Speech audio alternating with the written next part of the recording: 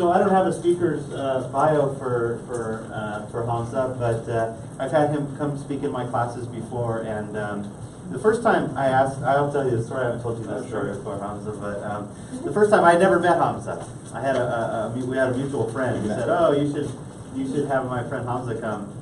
Actually, I did. I met you briefly, and we talked a little bit at a wedding that we were both at, and. So I had him come to speak to my world religions class, and I had no idea what he was going to say or talk about or anything at all. And I walked into that presentation with a completely blank slate about him and his story and his background and everything like that. And I just have to say that that was one of the most impactful classes I have ever been in, and I just was completely blown away by Hamza's character, his integrity, his humility, his kindness, his generosity of spirit, and that's just the beginning. Don't get me started. It is my great pleasure to introduce Hamza Al Haidari to you. Hi all, my name is Hamza. Thank you so much for being here. To get this started, I just want to clarify that I'm not necessarily an expert in Islam or religion. I'm not a practicing Muslim, and I don't understand a lot of this. I don't go deep into its teachings and practices. So if you are looking... Do you want this, Hamza? No, I think I'll cover it. You guys hear him okay in the back? So if you're looking, if you have questions in that regards, I'm sorry I'm not the right person. Hopefully you'll have opportunity with the other folks earlier that really understand that subject a lot better than I do. I think I'm a little bit better if you wanted to know about what kind of wine you should drink with fish or steak. I can answer that pretty well. This lecture today is it's going to be a little bit different from what we have seen today. What I want to focus light on is that we've spoken about our experiences, and it seems like persecution and struggles are the theme of, or the heart of every persecution story that we stumble upon.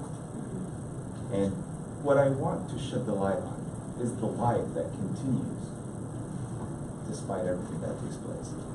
And I'm going to talk specifically about Baghdad, Iraq, because that's my home, and that's what I know really well. But I would like you to think about it in a broader perspective. And if you can, apply it to any foreign state you know, apply it to any foreign culture you've encountered or have heard of, and just challenge yourself to have these thoughts that maybe you don't know. Challenge yourself to give them the benefit of the doubt, despite how strongly you think you know them. So just wanted to open up with that. Before I click this very clear YouTube link over there, I would like to ask you a question. When you hear the word Iraq, what are the things that come to mind? And please, there is no judgment here. Say whatever comes to your mind. This is how this conversation can get started. So I open up to you. Yes, ma'am. Conflict. Pardon? Conflict? Conflict, absolutely. War, yes. Yes. Fertile Crescent. Pardon? Fertile Crescent. Fertile Crescent. Excellent. I have not heard. I've given. We've got a nerd in the room. Well, you're the geology major, right? Yeah. Excellent. Anybody else? Yes, sir. Struggle. Struggle? Definitely. So, yeah, shy hand? No? Oh, no. Okay.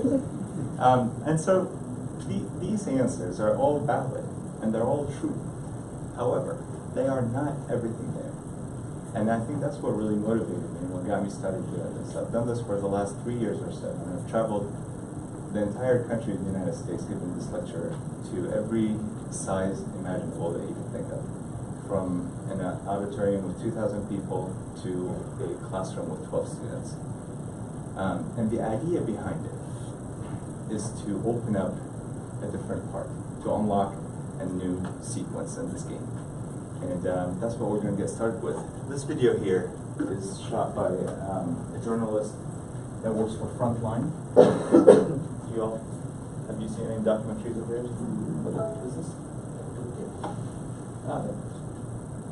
And so it's called Life in Baghdad. And I want to give you this. After the fall of Mosul, Ball of Fallujah to ISIS.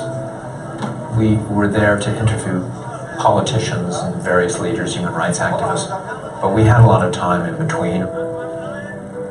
In one case, we came across some young boys on a day which was about 120 degrees, and they were jumping off a little bridge into I guess an irrigation channel. And, you know, it was heartening to see life going on.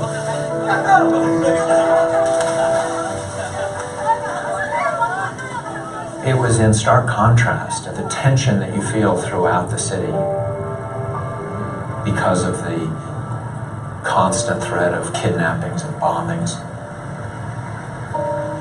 ISIS can make their life miserable because it can send bombs into the city at will.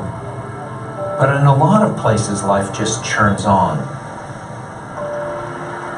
In the Middle East, Iraq is one of the youngest populations of any state. And so you have a lot of kids, a lot of young 20-somethings,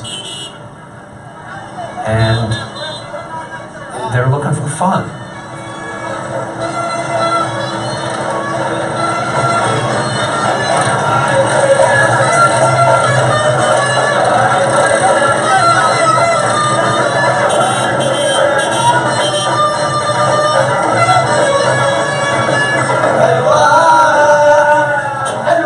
I see this all over the world. You go to places where people are besieged, but yet, when they can, they express their sense of humor.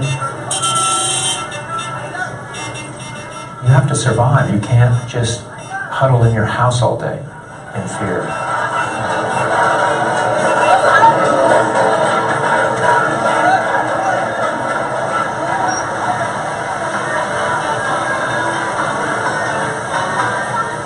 This is an ice cream parlor in the Karada district of Baghdad. It had been bombed months back, or maybe it was as much as a year back.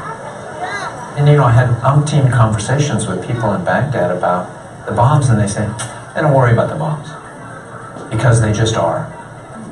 They're just a fact of life. You know, your only hope is that if a bomb goes off, it's far enough away, or it's close enough that you're gone quickly. The people of Baghdad, who I have grown to have tremendous sympathy for over the years, over my 5 or 6 trips, whatever it's been, the life they live there is so compromised and so constrained by the conditions of the war. To see them out and trying to have a good time, trying to date, or trying to have a family, or going to a fun zone and trying to give the kids a chance to run around and feel free and ride a Ferris wheel. You know, they're just trying to do what we try to do.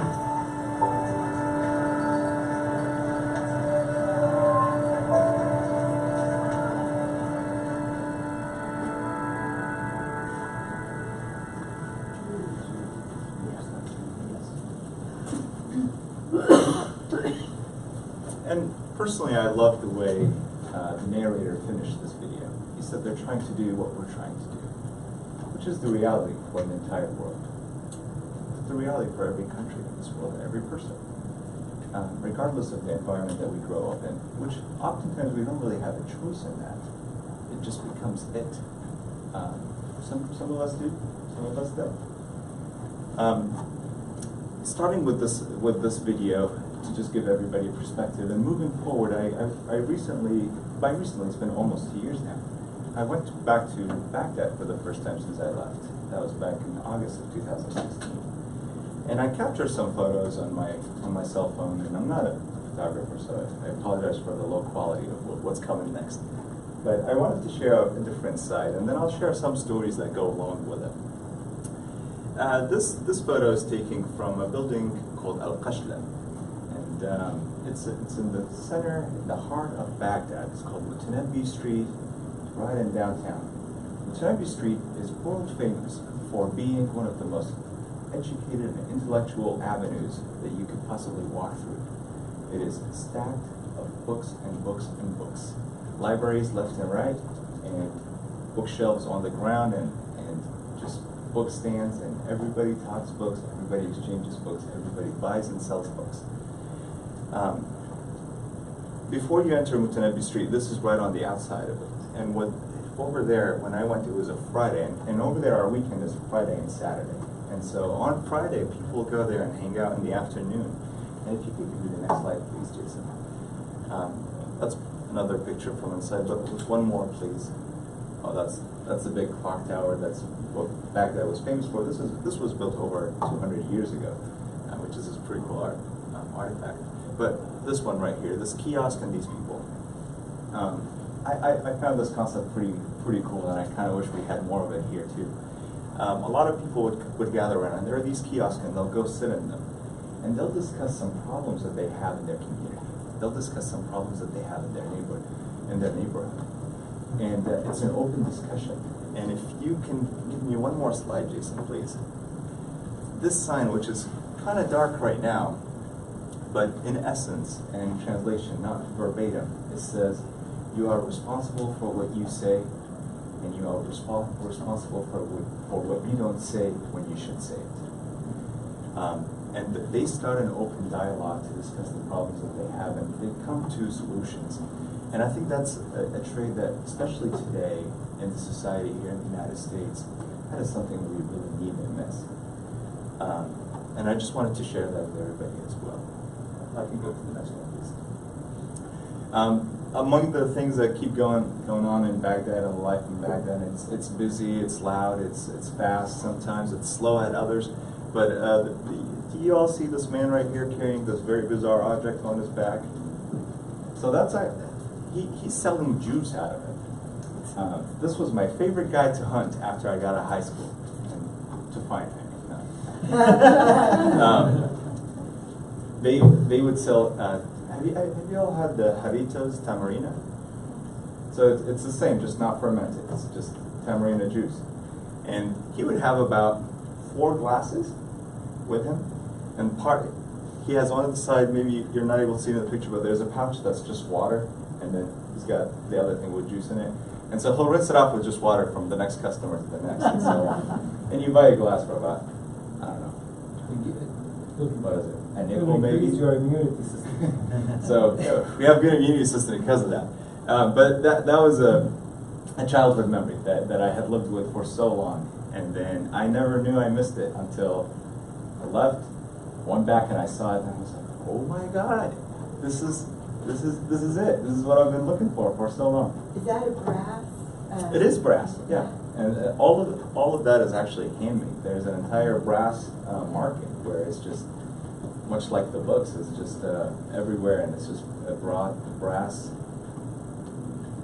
people of trade. Can I ask another quick question? Please. In the open discussions with that, I read that you are responsible for what you say, you are responsible for what you do not say. In those public discussions, is it women and men, or just men? Yes, it is men and women. It is open to all, but more men frequent it than women do. Because women are working. Pardon? If we can go to the next slide. This is also right in the heart of downtown. This used to be, by the way, my father's in the audience. Hi, Dad. Thanks for being here. Could you could maybe enlighten us a little bit more? This building, this used to be the main courthouse, right? Actually, the whole building, it was the government. It's like the city hall here. Yeah. This is of course, this is the main center for the government. It's been there for more than 200, 300 years now. Right now, they don't use it. It's a historical place, but Yeah. it has some small museum here and there. And So- it's close to Mutanabbi Street, which Yeah. is very well known place. So the ruins of that building still stay today, and it's become a park. I've taken a lot more photos, but I didn't really include all of them in here because of the terrible quality of it. But it's turned into a public park, and you can see on the inside there's grass and whatnot. And I'm right there in that picture, and right next to me is my beloved aunt who still lives over there, and she took me on this little tour. I personally have a very deep connection to that part of Baghdad and that Montenabi Street, and it dates back to my grandfather and my dad's grandfather, where they were one of the first that opened a library and a publication house in the Middle East. This goes back to the early 1900s. They had been authors, publishers, and researchers for the entirety of their life. And my dad spent a lot of his years working there, spending time there, and I got to catch the very, last glimpses of it before it all had to go down, because Saddam Hussein, as a dictator, was very much against education and open thoughts.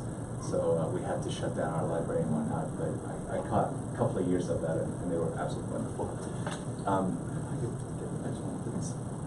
So this is a view of the Montenabi Street, and left and right, you can see all kinds of people, all different ages, backgrounds, genders, whatever it is. They all come out, and left and right, even up and down in those buildings, those are all libraries and publication houses, and it's really wonderful.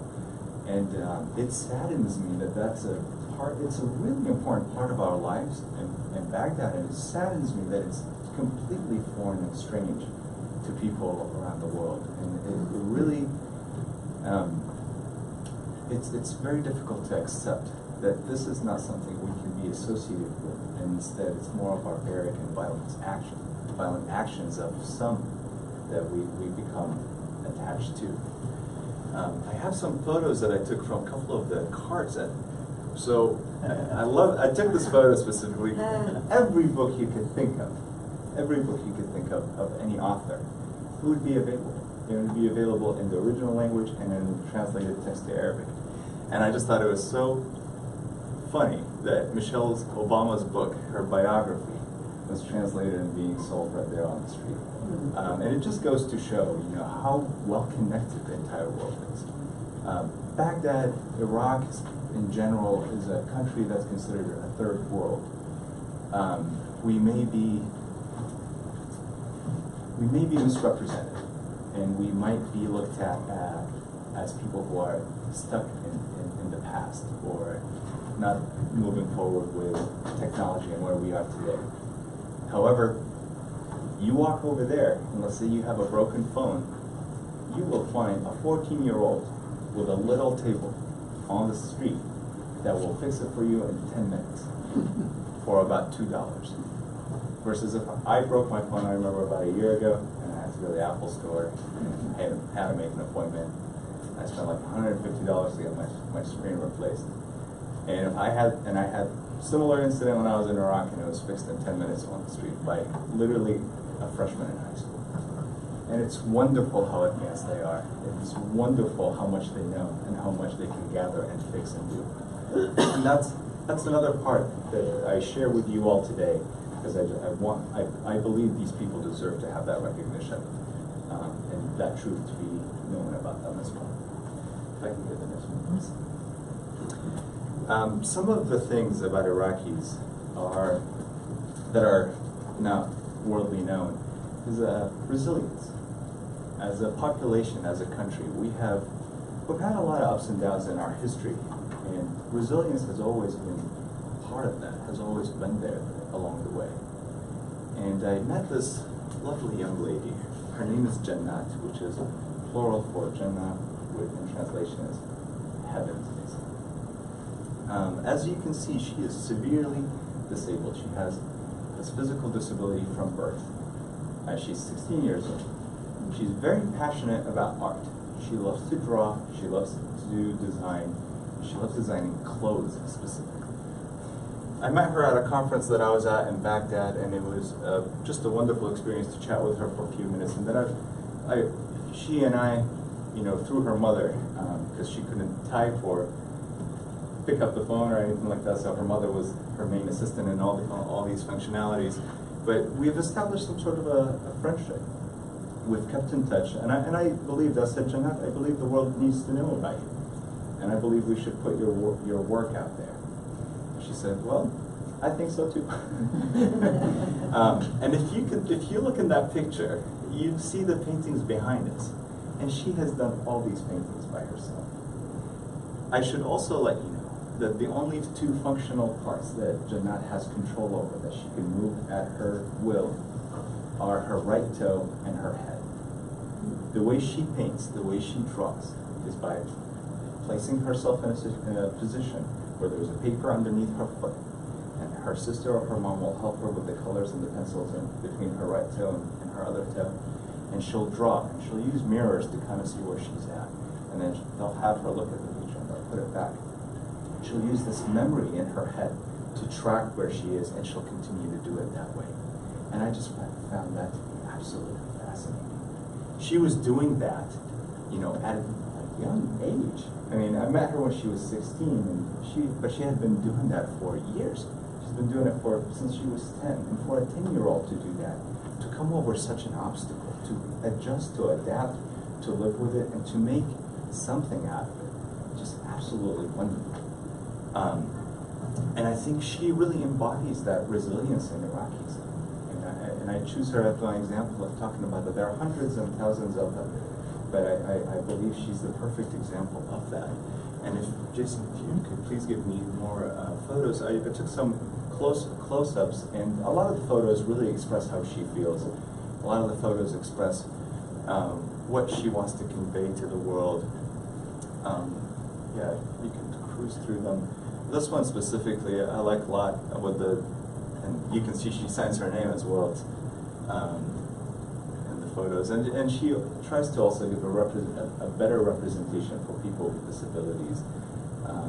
She wants the world to understand that they are people still. Disabilities doesn't make them unable of doing something. That's just what society thinks. And they believe that they can do whatever they've set their mind to do. And she's done exactly that. Let's stay at this photo. And Jannat passed away last year, actually, after years of struggling with body functionality and organ failures and whatnot. She couldn't stay with us. I do want to mention that she received a great honor in her last year here. She was awarded Woman of the Arab World Award for the year 2017. And that award was given to her by the BBC. She accepted it through a telecommunications Skype session and received that award from the event that was in London. She shortly passed away after that, but I do think that she's happy, and I do believe that she deserved what was absolutely meant for her to be. Moving forward, and I'm sharing just a variety of different stories here, and like I said, I want to go back to what I started with. I just want you to stay on the thought of applying this to different concepts, different places, different cultures. I'm sharing about this culture specifically because it's what I know about, but I am 100% positive. I've traveled to 40 countries so far, and every country I've been to, it's been the same experience for me. Absolutely wonderful cultures. I'm talking about this because this one is close to home, and I really know a lot about it. This is a coffee shop in Baghdad. This is also on the corner of Maternity Street. It's called the Shabanda. And this is one of the oldest coffee shops in that country. And Dad, maybe you're a little bit of a buffer history guy than I am. Yeah. So it's also been like 200 years. 200 and years people or sat so. there getting some tea, which is a famous drink over there. Exchange books, and let's say like 80, 90 years ago, newspaper was delivered there every day, and it was a few copies of that, so people read it and pass it to others. So I sat there, and which was really a dream for me to sit there as an adult and exchange these kind of conversations, talking about different books and different ideas and philosophies. And to me, that was like fulfilling a life goal. I took some photos, and I wanted to share this part because this is a part that also gets lost in the representation in the Western world and the United States. We have these things. There's a coffee shop like that almost every corner. A lot of youth go there. They'll play dominoes, backgammon. They'll chat. They'll watch sports games. They'll watch soccer games. They'll smoke hookah sometimes. They'll do whatever they want. They'll talk books. They'll talk school. They'll talk whatever topic they want to talk about. But that's part of our culture. That's part of our day-to-day life. And this specific coffee shop is known for many geniuses in social science and in science that have frequented it, that have discussed theories, that have discovered things and topics and subjects that really changed the course of that country and humanity, and to a certain extent. I can get, that's another shot of the coffee shop itself. Get to the next one. And before I end with these two videos, it's hard to speak about a culture from the Middle East or a country that is majority Muslim without speaking about the fight against terrorism. It saddens me as a person, and I believe it's very unfair for the world in general and humanity as a whole to confuse those who fight for freedom with those who fight to kill it. As everybody knows, in the last 5 years or so, we had this ISIS thing come out of nowhere. They were very vicious, very barbaric, and have done some horrible crimes against humanity. And today, they are a lot smaller and a lot weaker, thanks to a global, let's say, work and fight against them. But that could not have succeeded without the Iraqi army that fought them on ground, street to street, just street battles, cleaning house by house. The systems that they use, the way these battles were fought, are a lot more complicated than what my simple brain can comprehend. And they literally had to clean it up house by house, room by room, because cities were all wired with landmines and bombs that would go off at any point, and they had to do it so carefully, so precisely. And while doing that, they had civilians as hostages in this process. So it's a really complicated conflict. But these last two videos are, one is of an Iraqi soldier in the middle of the battlefield and came to the point where realizing he may not be able to go back home. And so he took this video on his selfie camera and sent a message to his Muslim brother. And the other one is professionally done, and the photographer that did it is a military and combat photographer. He's very famous in Iraq, a good friend of mine as well. His name is Ali Al-Arkadi.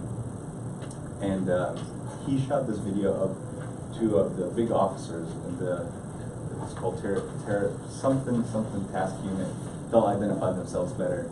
The translation of what that title kind of skips me right now. But I wanted to share those specifically because it's just very unjust and very cruel that we get confused as terrorists, or we get accused of being terrorists, when we are the ones that fought terrorism, and we are the ones that suffered from terrorism the most. And we gave the biggest sacrifice to reduce terrorism in our region and essentially the rest of the world. Before I finish, I'm going to leave you with these two videos, and we'll start with this one, please. And there are translations to them. So this is the soldier that I was talking about earlier.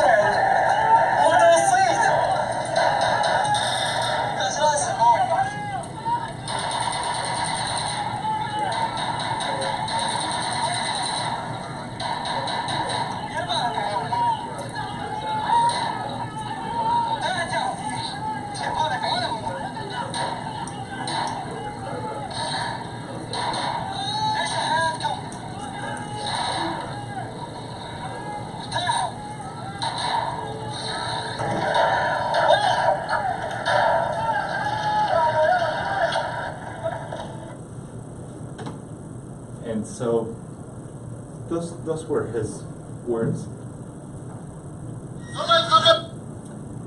And it's really important to note how he was telling her about this other fighter that they have with him, His name was Yusuf. And he's like, do you remember the guy I was telling you about? He's a little bit crazy. Look at him holding the BKC is a heavy duty military weapon. And he's like, that's what he's doing. See how he's crazy? And then in Iraq we have this traditional cookie. It's called kleche, which is dough stuffed with dates. And so and to give you some context, from his visit when he went back to on a break and saw his family, he came back with a bag of those, and so he wanted to say, thank you for the cookies, they're delicious. And so the fact that that man was able to find that spirit to discuss this issue, to bring it up the way it is, to continue to fight, and to eventually really liberate the country from that gang that we were fighting against, and for today, for us to be confused with those terrorists, it's just not fair. The last video, and if you could just give it a click, Jason, thank you.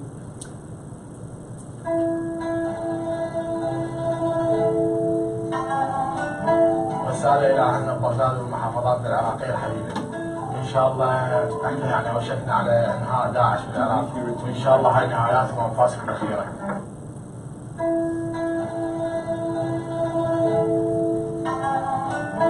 رسالة إلى أهلنا بغداد والمحافظات العراقية الحبيبة. إن شاء الله احنا يعني وشكنا على انهاء داعش في العراق، وإن شاء الله هاي نهاياتهم وأنفاسكم الأخيرة. فلوجة انتهت إن شاء الله، وأهالينا اللي بالفلوجة الأبرياء واحنا محررين لا مدمرين. هذول كلهم مجرمين وامراض نفسيه. لا تتوقعون احنا راح نكون يعني قاسيين عليكم اول شيء، احنا اهلكم وارحم بكم من الدخيل ومن الغريب. ان شاء الله ما يوصلنا غير ساعات وايام بسيطه عن تحريركم. نقيب عمر نساء قياده فرقه الرد السريع. وما راح اروي طوائف، كلهم اهلنا، وبالذات اهل الفلوجه اللي احنا جايين وعايفين اهلنا ومتغربين وجايين من محافظات بعيدة.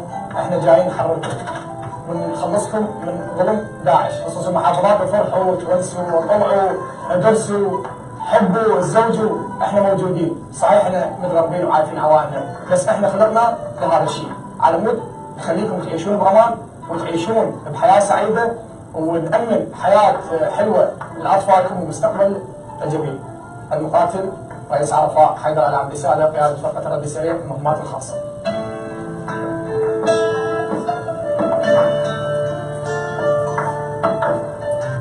So I apologize that the quality translation wasn't apparent, but I hope you were able to read some of it and at least understand the context of their message. I could talk about this subject a lot, and I can bring up millions of more examples, but I'll stop here. Again, I'd like to remind you, I'm choosing this country because it's what I know best. But I urge you, I beg you, every single one of you, to think about this on a larger and a broader perspective. Think about it for individuals that we have in our community, family members that you have, that you may not be able to even understand why they act in a certain way. People who are your neighbors that look different to you. People who are foreign to you that you don't know about, but you hear some things about them. Don't jump to conclusion about who they are. They could be heroes. They could be why some of us are here today. The topic of my lecture is different is not dangerous. And that's really what I want everybody to understand. That just because it's different, it's not dangerous. Sometimes different is really good. Sometimes different is actually really beautiful. And to piggyback at the end of, for the rest of this conference and how it started, there were a lot of people from different cultures today. We heard different perspectives. There are a lot of people from different cultures right now sitting on those chairs. And the United States is a great country, and it's a young country. And we have so much more room to grow. And this is our time to write our future. We're only a few hundred years old. That's nothing in comparison to how old this world is.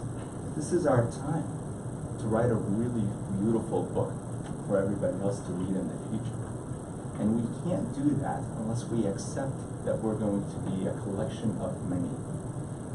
I hear a lot about diversity and how we should be standing under one umbrella. And I wholeheartedly disagree with that. I think every person, every single one of us, whether they're born here, come from ancestors of European descent, or wherever they come from, every single one of us has an umbrella. And I think our strength is in the number of umbrellas that we have. The more, the stronger we are. I do believe that it is very important. It's crucial and vital for our survival that we learn how to stand on one ground. With that, my presentation is over. If you have any questions, please feel free to shoot away. Thank you.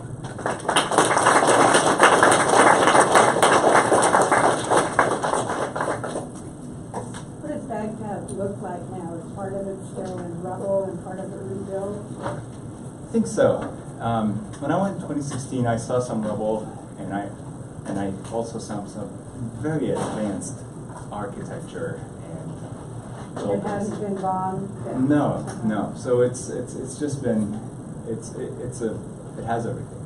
There are also some old buildings that some of the ones I showed you, and there are also some brand new ones too. We have some really tall towers, and we also have some More modern style? Or have you been to Mexico City? Mm-hmm. Think of Mexico City, and that's pretty much that's one of the closest things I've seen in the West to Baghdad, Mexico City.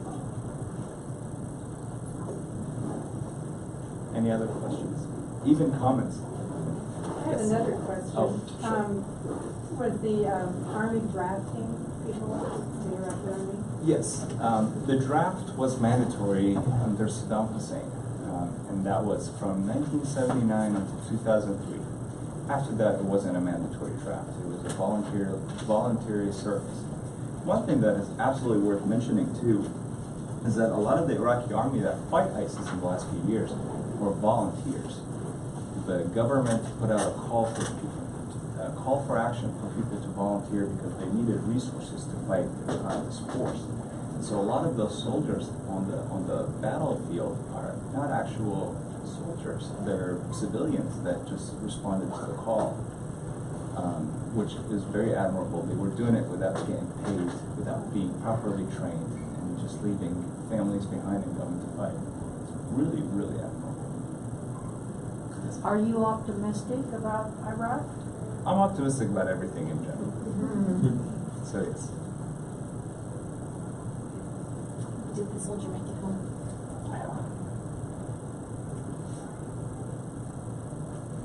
Great. Well, thank you so much for your time. Thank you for listening. I'll be around for the next few minutes. If you have any further questions, I'll be happy to answer. And thank you I just all. have a quick comment. You remember Jason, he gave us the 2 videos about the golden age in Islamic, which is, I really love it, one of the best lectures that I had in my class. The library street that you mentioned, well, actually founded from Abbasi Street, so it's like a traditional for us in Baghdad. So from that day till today, we still have the same concept, the same area, the same street. You remember when there's in the video showing us how the Iraqis create papers, hospitals, and the innovation, the wisdom, the house of wisdom. Actually, that street, it's been from that time till today. Yes, absolutely. And to give perspective, when he says the Abbasi, that's an era that the Middle East, it was being ruled by Abbasis. It's a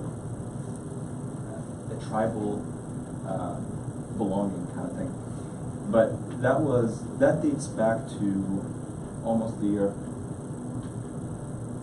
1000, so about 1,000 years ago or so. And it was since back then that street had been part of our culture.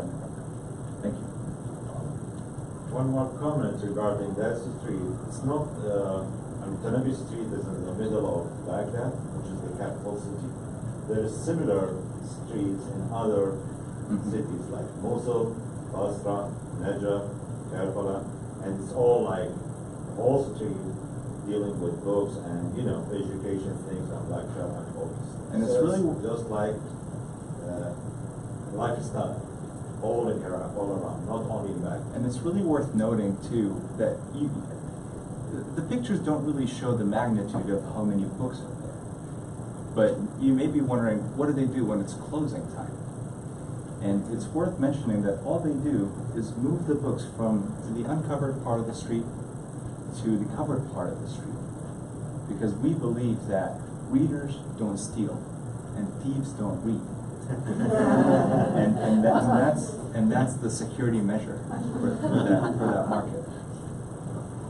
So did that market happen after Saddam was? No, it's been in existence for Well, 1,000 how did years. it stay in existence for Saddam?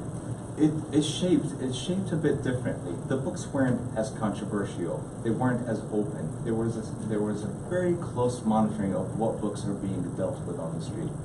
But it remained to be one of the most robust and educational parts of the country, even during his years. And he allowed that?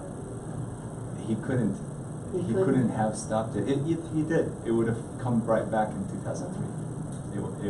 People would have still dealt and talked and read and exchanged books. Oh. Yeah. You had a. Yeah. That's just so cool learning about this. I wish I could be part of that, like exchanging books. I just wanted to ask, how could us Americans support those in Baghdad? Give them the benefit of the doubt. Be fair to them. Understand that they're humans just like you. Don't look at them as foreign people. What really got me to doing this is not just the false representation, but I learned through my experience that we're looked at in one of two different lights. The sad one is that we're looked at as terrorists and violence and violent people. And at best, people have sympathy towards us. And neither of them really convey who we are. We're people, just like you, just like everybody else. And I think the best way to support is by keeping an open mind to that idea. And also, and I don't ask this of everybody, but if you ever feel inclined to correct somebody who has their own prejudice towards that culture or any other culture as well, to have a discussion with them. I think it's important that we correct these thoughts when we see them, just like we correct behavior in children immediately so that they learn better. I believe we should do the same with adults with similar thoughts. And I don't mean that in a patronizing way. I don't mean to take away from them being adults. I just genuinely mean that these kind of things should be corrected immediately. And then it's up to them whether they want to correct that behavior or not. But at least for me personally, I believe it's my responsibility to react and to correct what I see as wrong. So you're responsible for what you say and you're responsible for what you don't say. When you should have, absolutely. Other questions or comments for Hamza? We have a gift for you, Hamza. Oh, we have another. Of course. Lots of questions. I've lived long enough to see a lot of change in our society. And one of the biggest changes is social media and the computer and the smartphone and everything. And I feel like people aren't having discussions. They're sitting and taking long walks and chatting and talking and doing all the wonderful stuff that we used to do. And what is happening in Baghdad now with the young people? The same. Internet? The same.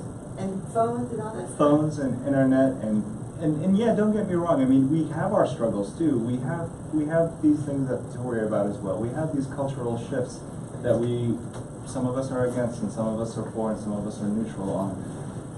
It's just like anywhere else. We, as a country too, we have corruption problems. We definitely have security breaches problems. We have these struggles. They're ongoing. And the social media addiction and the phone and technology, in my opinion, technology has overlapped us as humans to the point where human interaction is so much more difficult in person than it is via text. So, yeah, same thing. It's the same brain. On behalf of the Slum Club at Sierra College, we would like to thank you, Hamza, for taking time out of your day to do this. Thank you all very much. I really appreciate it. As Hamza said, he'll be around for a few more minutes if you want to talk to him personally and ask him questions. Thank you all very much for coming. you got something powerful and positive out of this as I did. Yeah.